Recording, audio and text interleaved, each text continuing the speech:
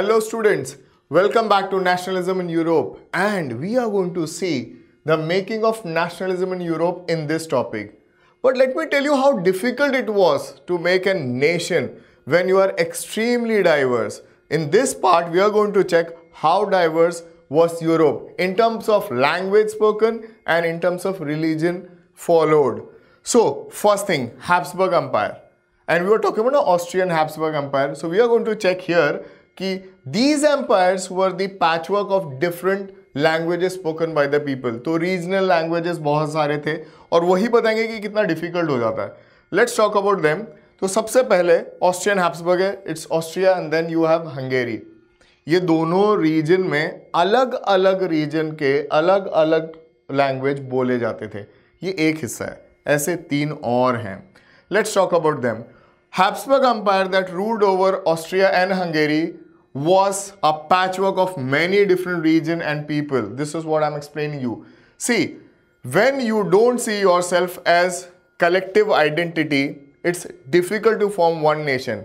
Why you will not see as a collective identity? Because you speak different language, because you actually follow different religion. तो आपको कभी नहीं लगा कि आप एक देश के हो, exactly like your class. But then still you feel ना that you are part of one class, one school. तो वो आइडेंटिटी जो है उसके बारे में हम ये पढ़ने वाले हैं. तो पहले डिफिकल्टी समझ लेते हैं कितने हैं. See eastern and central Europe especially was under the control of autocratic monarch, जो अपनी मर्जी से रूल करने वाले थे. तो ये ज़्यादा बड़ी टेरिटरी कॉन्कर कर चुके हैं. In that territory you have different people of different religion and languages. Austrian Habsburg we have done and we are still going to talk about little more about their regions. देखिए, in Austria or in Hungary, the two area or the whole empire, the boundary, you have an alpine region. उसके अंदर कौन सी region? Alpine मतलब जो पहाड़ी इलाका है, जो Alps mountain है, उस region की बात कर रहे हैं. In that they had Tyrol, Austria and Sudetenland. ये वर्ड आपने पहले भी सुना है नाजिज्म में, जर्मनी वाले पार्ट में. ऑस्ट्रिया आप बार बार सुन ही रहे हो. एंड एज बोहिमा, देखिए Bohemia, they all, this area especially in the alpine region, they are German speaker.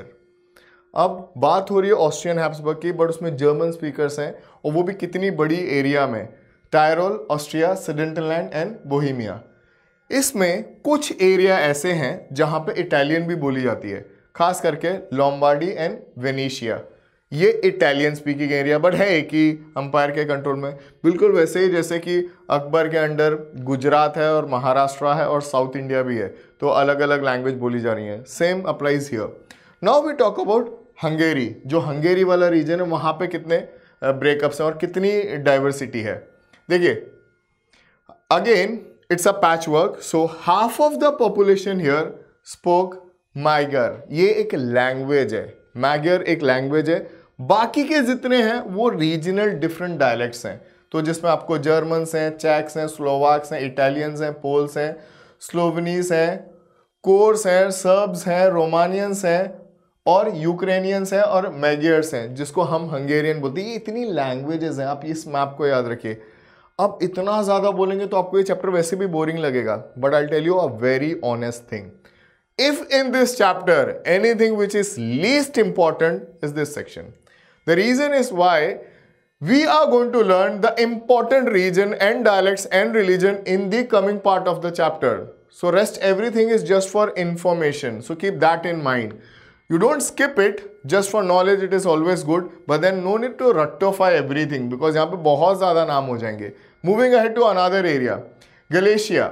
Now in Galicia what you have? Most of the people speak Polish because ये Poland वाली area है, तो यहाँ पे aristocracy जो है वो पॉलिश बोलता है. Beside these three areas, what we are talking about, the Galicia, the Hungary part and the Alpine region, we are going to talk about certain regions which are on the boundary and what all languages do they speak. See, masses of peasants are there in Bohemia, and then you have Slovaks in the north, then you have Slovenes in Carniola. This is in Italy, northern part of Italy. And if you are like in that region, then there are Croats, जो क्रोएशियंस होते हैं, जो south में है. फिर you have Romans in the east in Transylvania. ये word बहुत सुना होगा आपने. जो आजकल रोमानिया और बल्गेरिया के यहाँ पर है। देखिए सिर्फ जगहों के नाम हैं। Now such differences did not easily promote a sense of political unity. कैसे होगा, एक ही जगह में you have so many different speaker, then वो sense of unity is not there. It's very difficult to unite you all when there is so much of diversity. The only tie binding this diverse group together was a common alliances to the emperor. अब ये कैसे united हैं? Just because there is a one emperor who is ruling the whole area with some or the other ties, political ties. Otherwise there is no other reason. लोगों में there is no connection in short. Now moving ahead from that part, now you know how difficult it was to form a nation state. जो least important parts है उसमें से एक बहुत important सा section है, and that is making of और coming of new aristocracy and middle class in making of nationalism in Europe. अब एक वर्ड जो आपने पहली बार यहां पे सुनोगे, new middle class and then the aristocracy, we all know about them, we have heard them apart from this new middle class. So let's talk about the aristocracy first and then we move to the middle class. Socially and politically, a land aristocracy or landed aristocracy is dominant class in any continent. Forget about the Europe.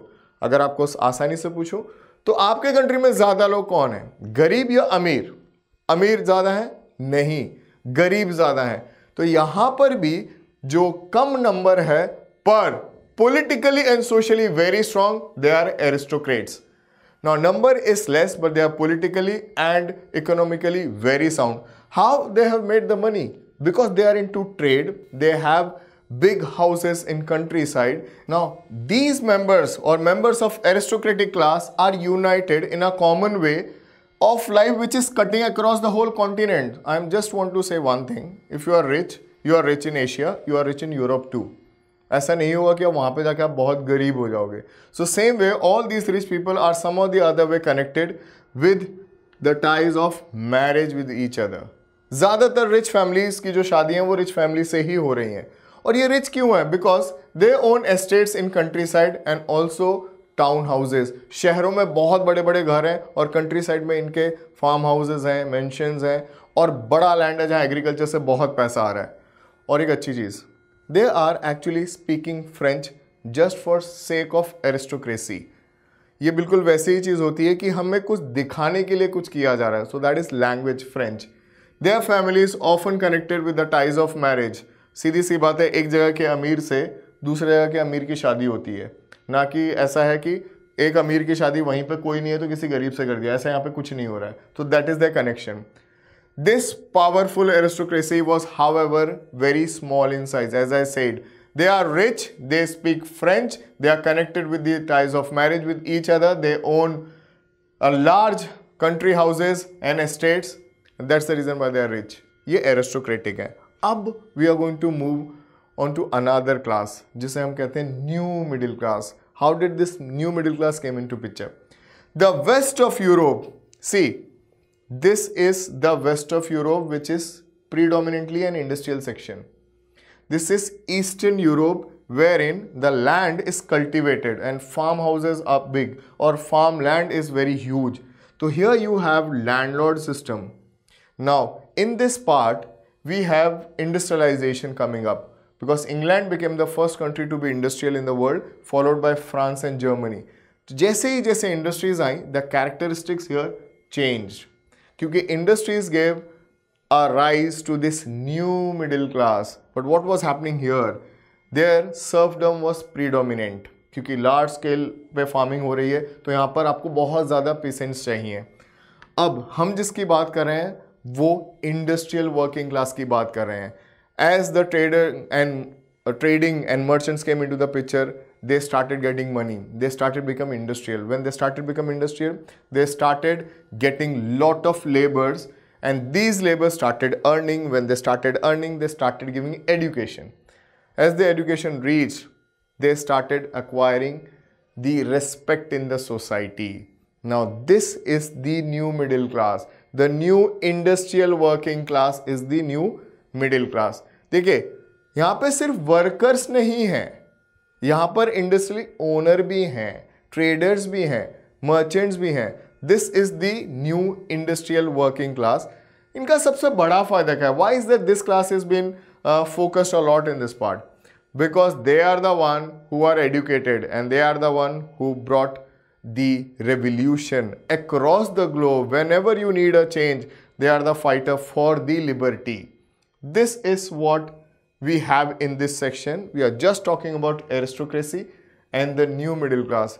Now we are going to see how this new middle class will bring a nation into a picture. By that time, keep smiling and keep revising. Thank you.